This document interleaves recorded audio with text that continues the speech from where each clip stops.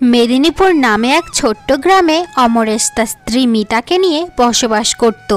রমেশ ছিল বেকার এবং অলস প্রকৃতির। সে সারা দিন পড়ে পড়ে ঘুমোতো। অমরেশের ঘরে ছিল তার এক বৃদ্ধ মা এবং ছোট ভাই। তাদের বাবা তারা ছোট থাকতেই মারা গেছিল। তখন থেকেই অমরেশের ছোট ভাই সমরেশ সংসারে সব কিছু সামলাতে থাকে। বউ, এই সকাল সকাল তোমার হাতে চা সাথে যদি কিছু না থাকে তাহলে কি মানায় বলো?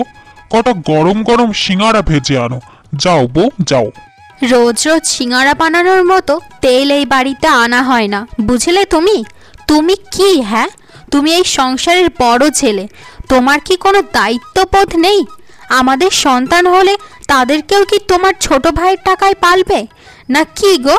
বলো আজ, তুমি আজ বলেই দাও আমায়। এসব আর ভালো লাগে না আমার। তোমার এইসব কারণে আমি কোথাও মুখও দেখাতে পারি না। হ্যাঁ, ছোট ভাইয়ের টাকায় পালবো, সমস্যা কি? ছোট ভাইয়ের টাকা দিয়েই তো পালছি, অন্য লোকের টাকা দিয়ে তো আর পালছি না। ছি ছি ছি ছি ছি ছি, এগুলো কি বলছো তুমি?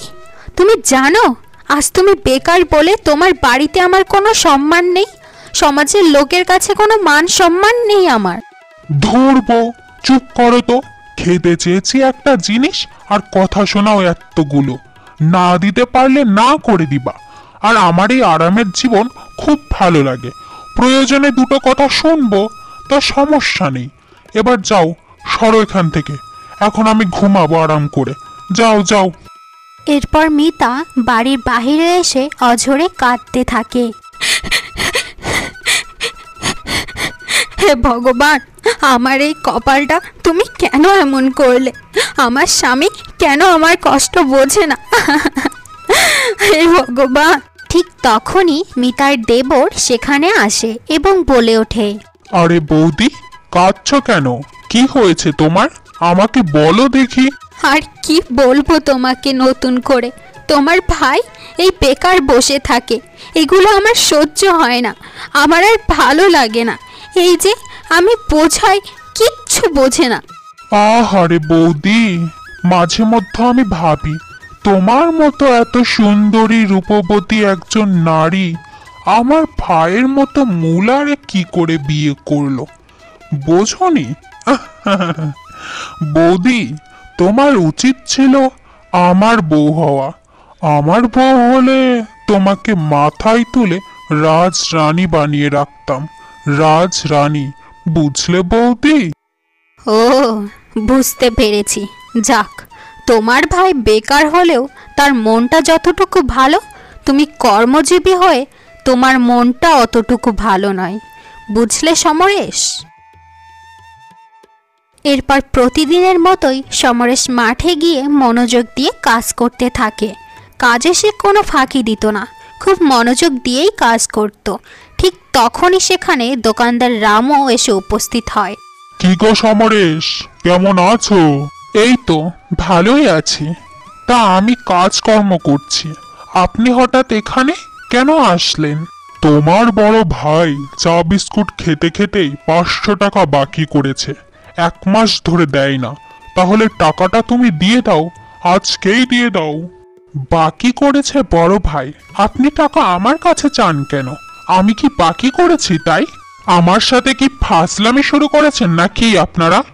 তোমার বড় ভাইয়ের কাছে টাকা চাইলে বলে তুমি টাকা দেবে, তোমার কাছে টাকা চাইলে তুমি বলো তোমার বড় ভাইয়ের কাছে চাইবা। আর তাছাড়াও তোমার বড় ভাই তো বেকার, তাহলে টাকা তো তোমার কাছেই চাবো। টাকা দাও, নইলে জমিদারের কাছে যাব। গরিব মানুষ আমরা, আর তোমরা কিভাবে আমাদের পেটে লাথি মারতে পারো তাই বলছি, তাড়াতাড়ি দাও কিন্তু। আরে আরে, আগেই জমিদার জমিদার করেন কেন? দেব না কখন বললাম তাই? বিকালে আমাদের বাড়িতে আসেন, তখন আপনার টাকা পরিশোধ করে দেবনি। মাঠে ঘাটে তো আর টাকা নিয়ে ঘুরি না, তাই না? আপনি জমিদারের কাছে যেন যান না আবার। এদিকে দুপুরবেলা মিতা কাজ শেষে একটু বিশ্রাম করছিল। তখনই তার শাশুড়ি মা আসেন এবং বলে ওঠে, এই যে মহারানী, এখানে বসে আরাম করা হচ্ছে? রান্না বান্না হয়েছে তো? আমার ছেলে সমরেশ তো এসেই খাবে নাকি? হ্যাঁ মা, সব রান্না হয়ে গেছে, শুধু ভাত বসানোটা বাকি আছে। আমি এই যে 5 মিনিট পরে গিয়ে বসিয়ে দিচ্ছি, কোনো সমস্যা নেই। হ্যাঁ, আমার ছেলের কামাই খেতে ভালো লাগে আর আমার ছেলেকে খেতে দিতে ভালো লাগে না? তোর এত বড় সাহস, তুই এখনো ভাত বসাসনি? হ্যাঁ মা, আমি ভাত বসাবো না কখন বললাম? আমি বলেছি 5 মিনিট পরেই যাচ্ছি। আর আগে তো আর সমরেশ আসছে না।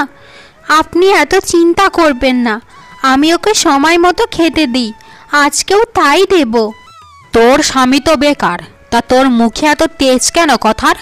আর এখানে বসে যে আরাম করছিস, তা তোর কাজগুলো কি লোকে গিয়ে করে দেবে নাকি? তোর আর তোর স্বামীর অন্ন ধ্বংস করা ছাড়া তো আর কোনো কাজ নেই। এখানে বসে না থেকে এক্ষুনি গিয়ে রান্না বসা যা, মুখ পুরি কোথাকার। হ্যাঁ, আজ কত কিছু রান্না হয়েছে, দুপুরে আজ খাওয়াটা জব্বর হবে। বড় ভাই হয়ে ছোট ভাইয়ের কামায় বসে বসে গিলছিস, জমে তো যাবেই, মজা তো লাগবেই। যাকগে বড় ভাই, তুমি ওই যে রামু চাওয়ালার দোকান থেকে 500 টাকা নাকি বাকি নিয়েছো, কাকে বলে করে নিয়েছো তুমি? ক টাকা উপার্জন করো তুমি? ও হ্যাঁ হ্যাঁ, করেছিলাম। জানিসই তো আমার চা বিস্কুট খেতে কত ভালো লাগে। বেচারা 1 মাস ধরে ঘুরছে, তুই একটু বাকির টাকাটা শোধ করে দিস তো ভাই। আমার তোকে বলতে মনেই থাকে না, 500 টাকাটা তুই রামুকে দিয়ে দিস বুঝলি। খালি খালি রাস্তায় আমারে প্রতিদিন ধরে। না, তুমি এমন করে নানান জায়গায় ধার দেনা করবে আর আমাকে এমন করে শোধ করতে হবে? এটা কোনো কথা নাকি? তোমার আর তোমার বউকে বসে বসে পালছি, এটা কি তোমার জন্য যথেষ্ট না? এখানে সেখানে ধার করে বেড়াচ্ছ আবার।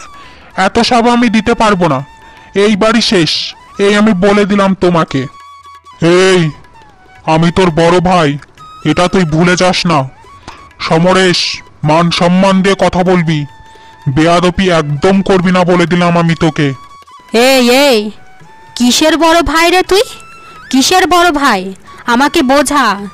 জন্মের পরে থেকে এই ছোট্ট ছেলেটাই তো সব কষ্ট করে যাচ্ছে, আর তুই বড় হয়েও পায়ের উপর পা তুলে খাচ্ছিস।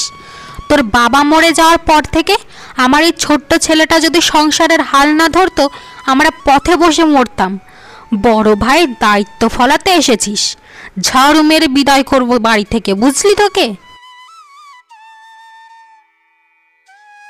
বউ, এত সুন্দর চাঁদনি রাতে তোমার সাথে বসে এই গানটা শুনতে যে কি ভালো লাগছে বলেই বোঝাতে পারছি না। তোমাকে যেদিন প্রথম দেখেছিলাম সেই কথাটা মনে পড়ছে তোমার? মনে আছে কি তোমার সেই দিনের কথা বউ? আমার সবই মনে আছে, কিন্তু এই যে এই রেডিওটা দিয়ে যে গান শুনছো, এটাও ছোট্ট ভাইয়ের টাকায় কেনা। আমার আর এই পরগাছা হয়ে বাঁচতে ইচ্ছা করে না। তুমি কেন আমার কষ্টটা বোঝো না? তোমার ছোট ভাই আজকে আমাকে অনেক বাজে ইঙ্গিত দিয়ে কথা বলেছে। আজকে এগুলো সব তোমার জন্যই হচ্ছে। আমার এগুলো আর ভালো লাগছে না। তুমি কি বোঝো না আমার কষ্টটা, বলো? কি? তোমাকে বাজে ইঙ্গিত দিয়ে কথা বলেছে? ওর এত বড় সাহস!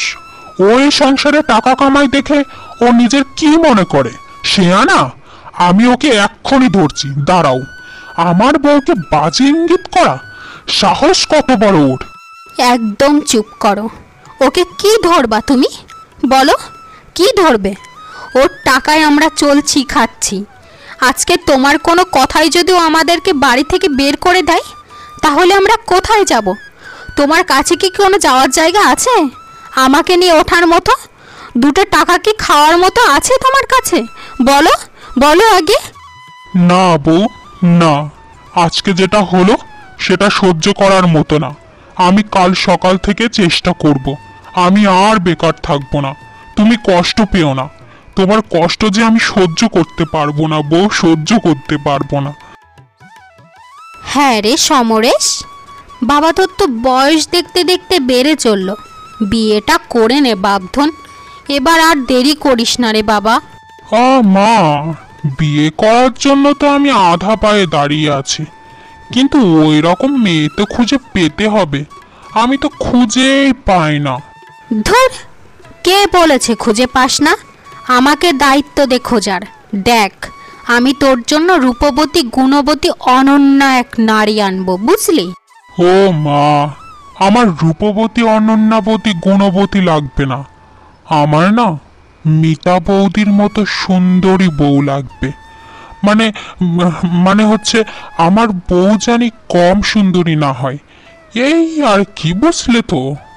আরে রাখ তো তোর মিতা বৌদি, ওটা তো একটা ফকিন্নির মেয়ে। ওর কি কোনো জাত আছে নাকি? তোকে কোনো জাতের মেয়ের সাথে বিয়ে দেব, যাতে দেখতেও হবে সুন্দরী আর বাবার টাকাও থাকবে অঢেল, যাতে যৌতুক আনতে পারিস এত এত। তাহলেই তো আমরা লাভবান হব রে। তাহলে সব দিক থেকে সব ঠিক হবে। তুই রাজি থাকলেই বল, কাল থেকেই দেখা শুরু করে দিব। বৌমার অভিযান, বৌমা খোঁজার অভিযান। মা, তোমার কথা শুনে তো আমার এখনই লজ্জা লাগছে। কি যে বলো না তুমি।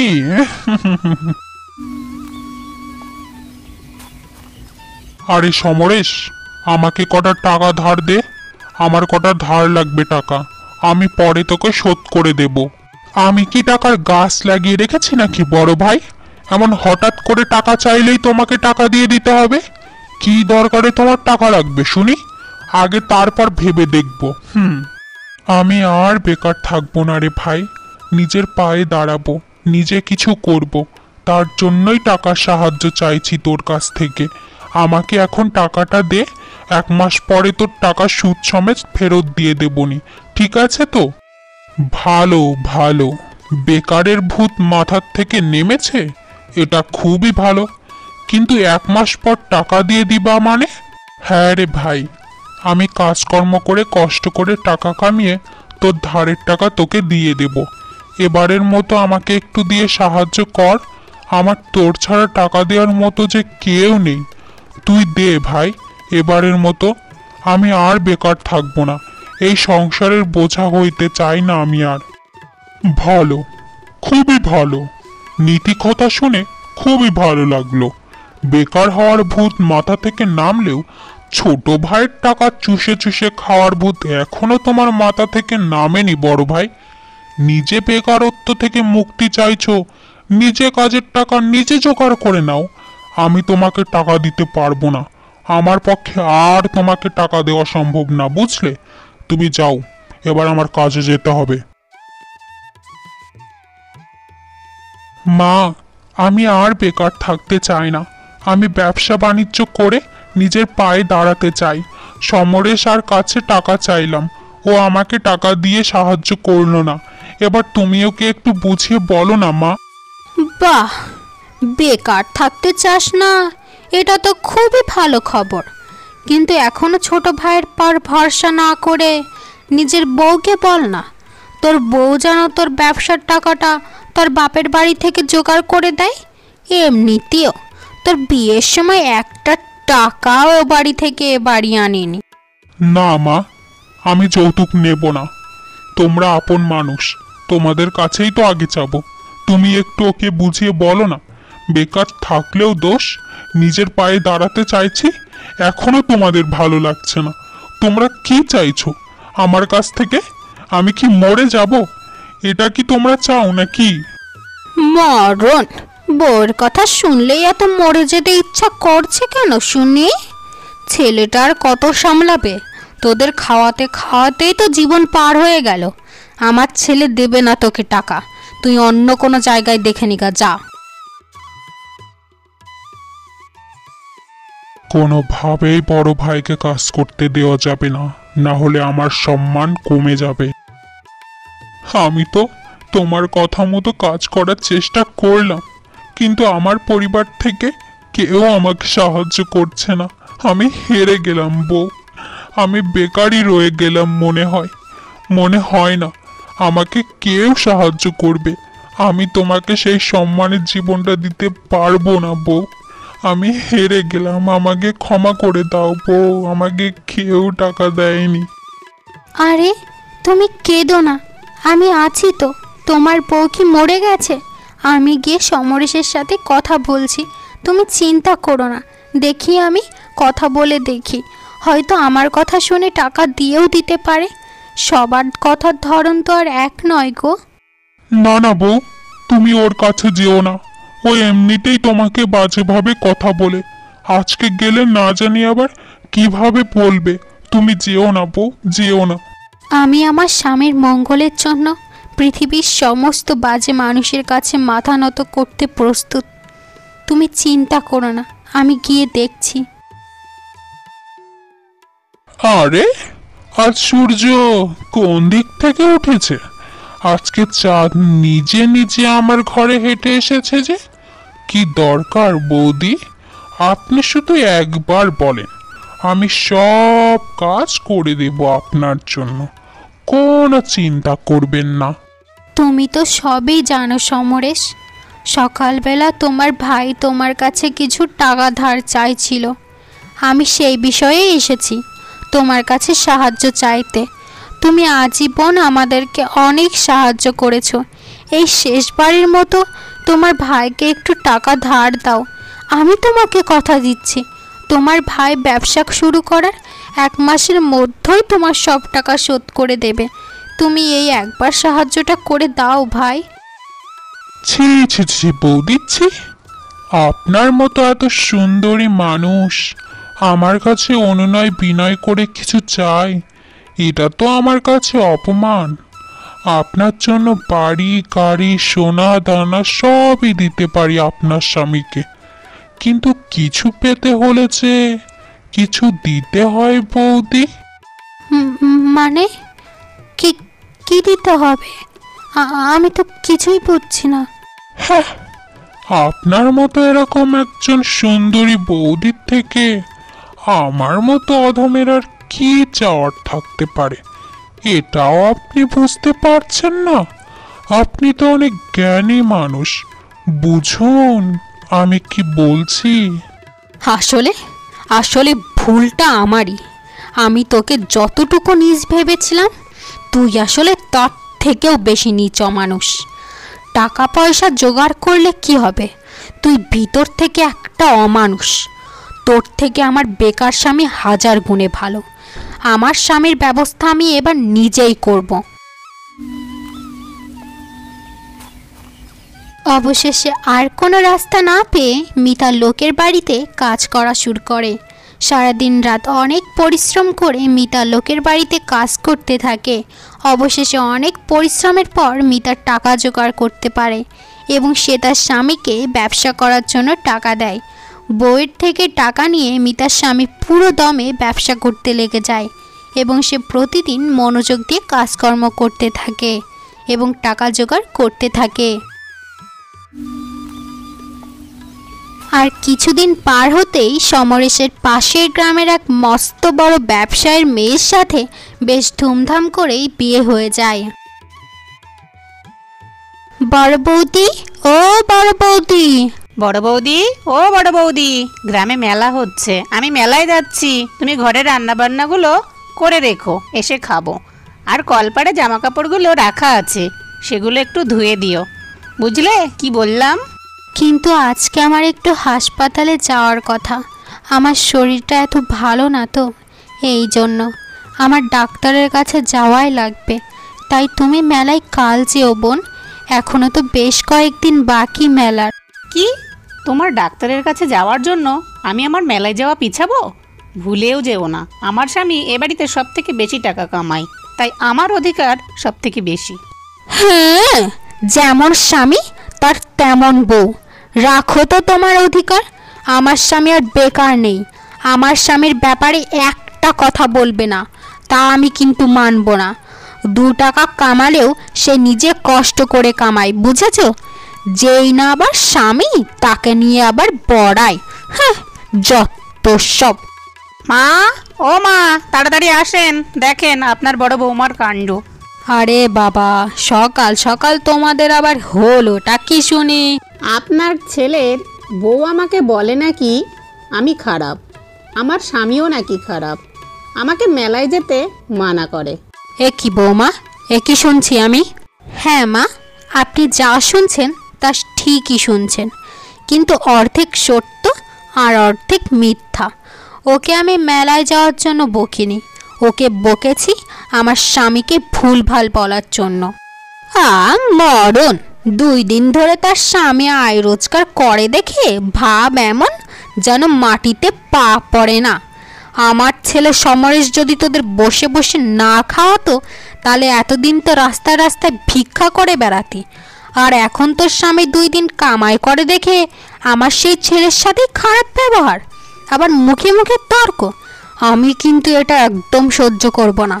কথা যদি না শুনিস তাহলে তোদের দুটোকে বাড়ি থেকে বের করে দেব। আমার বৌমা যা বলবে তাই শুনবি চুপচাপ, বুঝলি? সারাদিন পর অমরেশ বাহির থেকে খাটাখাটনি করে বাড়ি আসে। দুপুরবেলা অমরেশের বউ মিতা তাকে খেতে দেয়।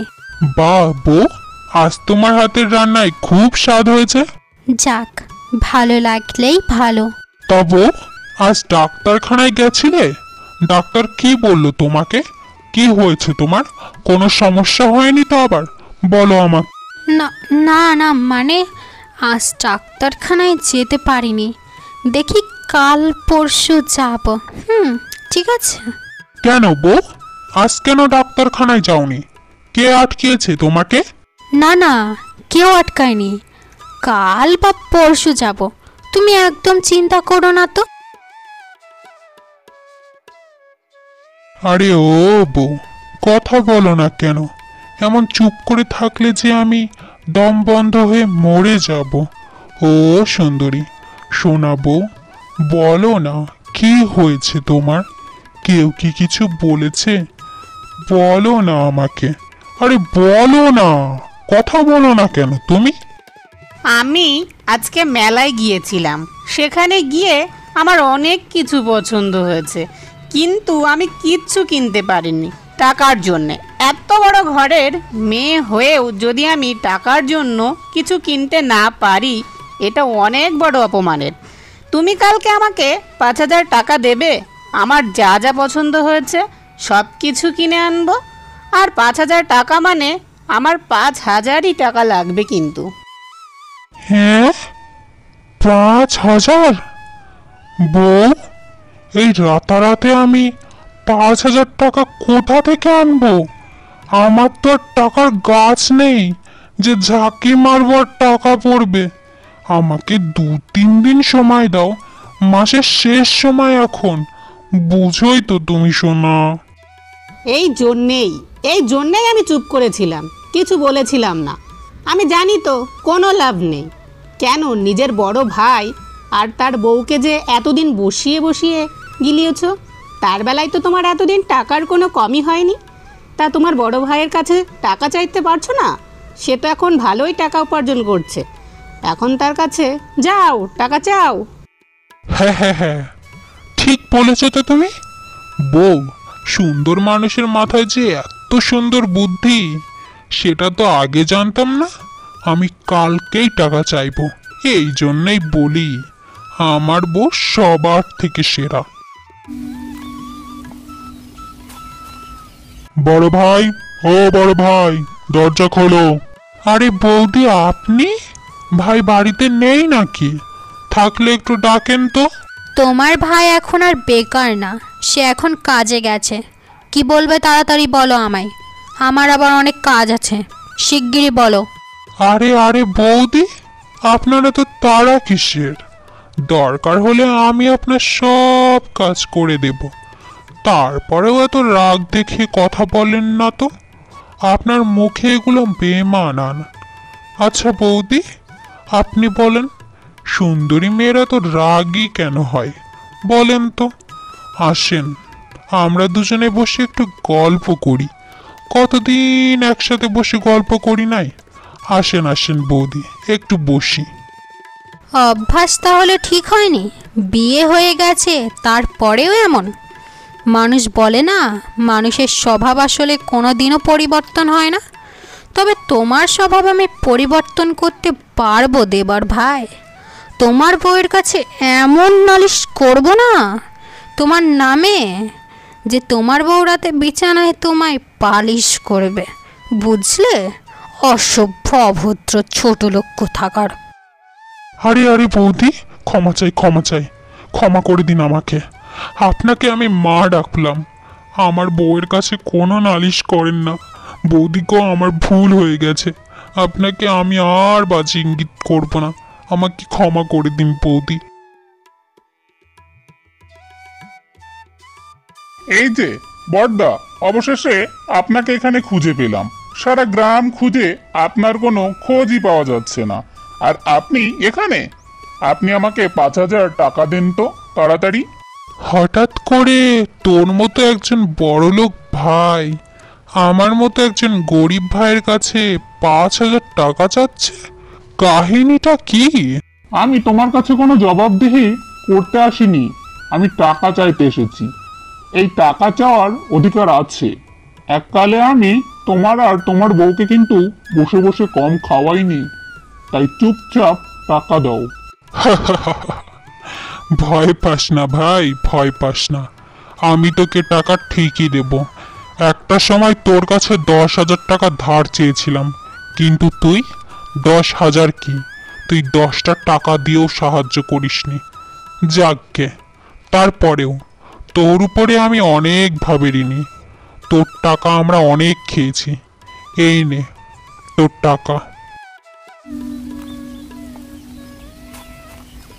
ও মা, আমার না খুব ইলিশ মাছ ভাজা আর কচু শাক খেতে ইচ্ছা করছে, আমাকে একটু রেঁধে দিন তো খুব সুন্দর করে।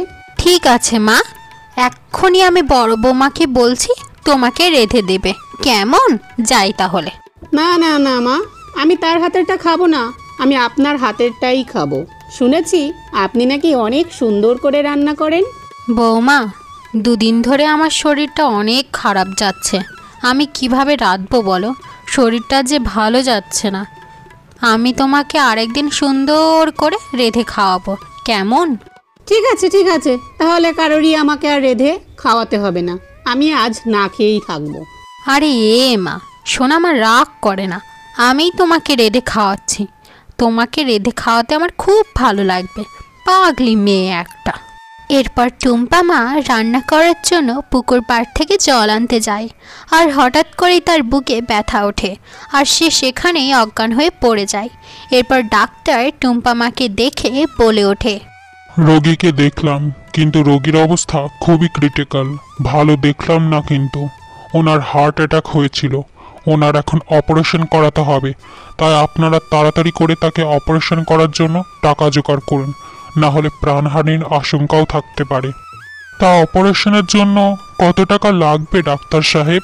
এই ধরুন 4-5 লাখ টাকা তো লাগবেই। আচ্ছা ঠিক আছে, তাহলে আপনারা তাড়াতাড়ি ভর্তি করিয়ে দিন। এত টাকা আমরা কোথায় পাবো? আর কোনো কি উপায় নেই doctor? Sorry to say, but operation ছাড়া রোগীকে বাঁচানো কোনোভাবেই সম্ভব না, তাই অপারেশন করাতেই হবে। এবার আপনারা কবে তাকে অ্যাডমিট করবেন বলে দিন আমায়। আপনি চিন্তা করবেন না, আমাদেরকে 7 দিন সময় দেন, এর মধ্যেই আমরা মাকে হাসপাতালে ভর্তি করিয়ে দেব। একদিক দিয়ে মিতা সারা দিন ধরে তার অসুস্থ শাশুড়ি মাকে সেবা যত্ন করতে থাকে, আর অন্যদিক দিয়ে অমরেশ অনেক পরিশ্রম করতে থাকে তার মায়ের অপারেশনের জন্য টাকা জোগাড় করার। আর এদিক দিয়ে সমরেশ ও তার বউ এত আনন্দে দিনকাল কাটাচ্ছিল, যেন মনে হচ্ছিল ঘরের মধ্যে যে মহিলাটি অসুস্থ হয়ে ছটফট করছে সেটা তাদের আসল মাই না। আরে সমরেশ, তুই এমন না বলে শ্বশুর বাড়ি এসে পড়েছিস। মানুষের কাছে জিজ্ঞাসা করে করে তোর শ্বশুর বাড়িতে আসলাম। মায়ের অপারেশনের জন্য 2.5 লক্ষ টাকা জোগাড় করতে পেরেছি, আর বাকি টাকাটা তুই একটু সাহায্য করে দে। মাকে আজই হাসপাতালে নিতে হবে, বুঝছিস কি বলছি? দে তাড়াতাড়ি। মায়ের অবস্থা ভালো না রে ভাই, অবস্থা একদমই খারাপ। আর বাড়িতে চল, মা অসুস্থ হয়ে আছে, আর তুই এখানে শ্বশুর বাড়িতে পড়ে আছিস কেন? এই ভাই, এই তোমাকে এখন আমার জবাব দেওয়া লাগবে নাকি? আমার শ্বশুর বাড়ি আমি কেন? বাবা, আমার শ্বশুর মশাই অনেক অসুস্থ, মায়ের জন্য তো তুমি আছো, আমার শ্বশুরের এখানে কেউ নেই। এগুলো তুই কি বলছিস? যে মা তোকে 9 মাস পেটে রাখলো, তার চেয়ে এখন তোর শ্বশুর আপন হয়ে গেল। যাকগে, তোর যাওয়া লাগবে না, তোর টাকাটা দে তাহলেই হবে। মায়ের অবস্থা ভালো না, ডাক্তার ফোন দিচ্ছে বারবার। আমি কোনো টাকা পয়সা দিতে পারবো না, আমার শ্বশুরের অপারেশনের জন্য অনেক টাকা লাগবে, তাই পারবো না দিতে। তুমি তোমার মায়ের চিকিৎসা করে নাও গা কিছু করে। যাও, বের হও তো এখান থেকে। খামাখা এখন আমার এই নিয়ে জ্বালিয়ে খাও না। সরো তো। এসেছে আজীবন আমার থেকে তো কম টাকা পয়সা খাওনি, এখন এই শেষ বয়সে নিজের মায়ের চিকিৎসাও করাতে পারছো না, এখানেও আমার প্রয়োজন। বউ, আমি তো ছোট ভাইয়ের কাছে গেলাম, কিন্তু সে বলল কোনো টাকা পয়সা দিয়েই আমাকে সাহায্য করবে না। এখন 2.5 লক্ষ টাকা লাগবে। এই টাকাটা এখন আমি কিভাবে দেব? তা আমাকে তো কেউ ধারও দিচ্ছে না। বউ, আমার মাকে কিভাবে বাঁচাবো? আমাকে বলো বউ, আমাকে পথ দেখাও, আমি এখন কি করব? তুমি কোনো চিন্তা করো না, আমাদের যে চাষের জমিটা আছে না, তুমি ওইটা বেচে দাও, তাহলেই তো টাকা জোগাড় হয়ে যাবে। বুঝেছো? তাড়াতাড়ি যাও, বেচে দাও, আর দেরি করো না গো, মায়ের অবস্থা খুবই খারাপ। বউ, তোমার কি মাথা ঠিক আছে নাকি? ওই জমি বেচে দিলে তো আমরা আবারও পথে বসে যাব, আর এখন ছোট ভাইও আমাদের দেখবে না, খাওয়াবে না, পড়াবে না। তুমি কি বুঝে শুনে কথা বলছো বউ? হ্যাঁ, আমি বুঝে শুনেই কথা বলছি। মায়ের জীবন চলে গেলে আমরা এত চাষের জমি দিয়ে কী করব? আগে মাকে বাঁচাও, এরপর দেখা যাবে কি করা যায়। যাও, তাড়াতাড়ি গিয়ে জমিটা বেচে দিয়ে আসো। এরপর বউয়ের কথা শুনে অমরেশ তার চাষের জমি বেচে দেয় এবং তার মায়ের চিকিৎসা করায় এবং সে সুস্থ হয়ে যায়। তারপর টুম্পা মা বলতে থাকে, আমাকে ক্ষমা করে দে, আমি তোদের কোনো দিনও মানুষ বলে গণ্য করিনি, সব সময় তুচ্ছ করেছি। আর যাদেরকে মানুষ ভেবেছিলাম, নিজের কাছে লোক ভেবেছিলাম, তারাই আমাকে মরতে ছেড়ে দিল। আজ আমার এই বেকার ছেলেটাই আর এই বেকার ছেলের বউটাই আমার পাশে রয়ে গেছে। আমি তোদের কত তুচ্ছ তাচ্ছিল্য করেছি, তোদের উঠতে বসতে কথা শুনিয়েছি। বাবা, তোরা আমায় ক্ষমা করে দে, সব দোষের মূলে আমি, আমায় ক্ষমা করে দে তোরা, ক্ষমা করে দে। কাঁদবেন না মা, আপনি কাঁদলে যে আবারও অসুস্থ হয়ে যাবেন। আর কাঁদেন না, আমরা সন্তানরা ভুল করলে মা বাবারা যেমন আমাদের ফেলে দিতে পারে না, বুকে আগলে রাখে, সেরকমই মা বাবা ভুল করলেও কি আমরা ফেলে দিতে পারি? সবাই এক না মা, আমরা কোনো দিনও আপনাকে ছেড়ে যাব না মা। আমরা সারা জীবন এভাবেই আপনার ছায়ার নিচে বড় হতে চাই, আমরা একসাথে থাকতে চাই আপনার সাথে। তা আপনি আর কাঁদবেন না দয়া করে মা। হ্যাঁ মা, কেঁদো না, তোমার এই বেকার ছেলেটা তোমাকে খুব ভালোবাসে আর আজীবন তোমাকে আগলিয়ে রাখবে। সমাপ্ত। আপনাদের যদি গল্পটা ভালো লেগে থাকে, লাইক এবং সাবস্ক্রাইব করতে একদমই ভুলবেন না। ধন্যবাদ।